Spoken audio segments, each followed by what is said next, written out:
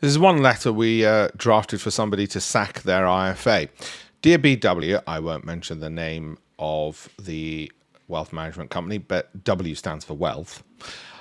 In 11 years, I will be 67 years old, and this will be when I'm expected to retire. On average, the performance of your funds, if continued, will mean I undershoot my desire to retire with a reasonable amount. With the Nasdaq up 55% and the S&P 500 25% last year, I'd like to know how you expect me to be happy with 5%, and that was in a good year.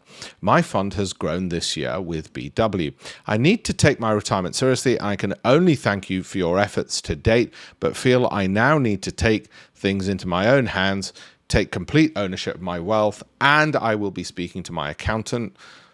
We were going to put in the ombudsman and regulator, but we left those two things out, about setting up a SIP and ISA to facilitate a plan to make better returns.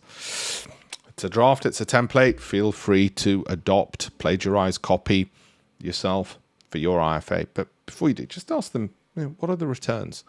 If for no reason than to make somebody who will usually be quite smug in life feel uncomfortable, especially on a Friday. Ruin their weekend, it will. Do it.